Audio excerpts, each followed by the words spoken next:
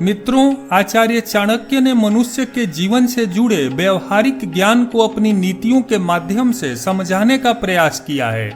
उनके द्वारा दिया गया ज्ञान आज भी हमारे जीवन में उतना ही उपयोगी और प्रासंगिक है जितना कि उस वक्त था।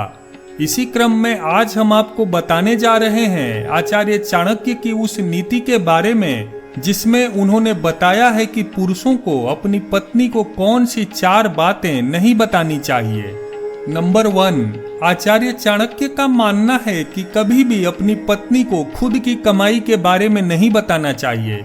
उनका मानना था कि महिलाओं को अगर अपने पति की कमाई के बारे में पता चल जाता है तो वह उन्हें उसे खर्च करने पर रोक लगाने लगती हैं।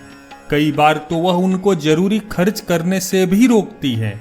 इसके विपरीत अपनी पति की ज्यादा कमाई के बारे में पता चलते ही महिलाओं की फिजूल खर्ची भी बढ़ सकती है।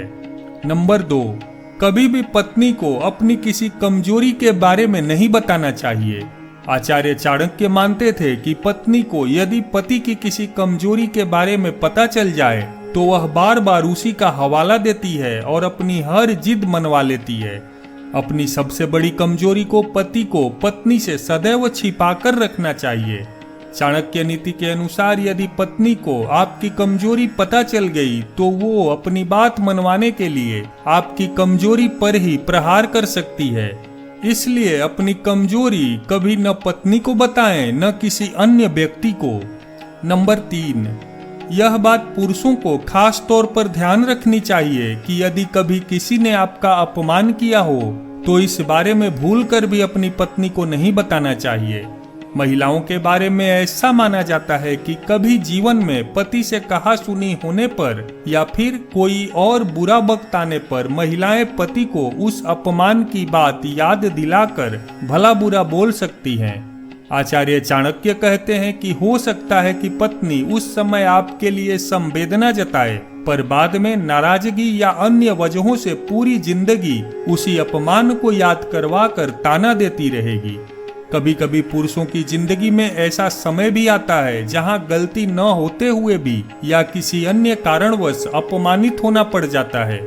ऐसे में अगर किसी पुरुष के साथ वाकई ऐसा हो चुका हो तो उसे कभी भी उस अपमान का जिक्र पत्नी के सामने कभी नहीं करना चाहिए, क्योंकि एक पतिव्रता स्त्री अपने पति का अपमान कभी बर्दाश्त नहीं करती है, जिसके कारण उसके मन को भी तकलीफ पहुंच सकती है। नंबर 4, वैसे तो शास्त्रों में ऐसा बताया गया है कि यदि आप दान करते हैं तो वह इतना गुप्त होना चाहिए कि अगर दाएं हाथ से दान करते हैं तो बाएं हाथ को भी इसकी खबर नहीं लगनी चाहिए।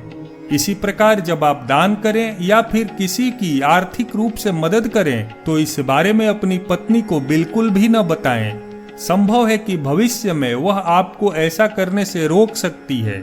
इसके अलावा दान पुण्य करके ढिढोरा पीटने से उसका फल शून्य हो जाता है।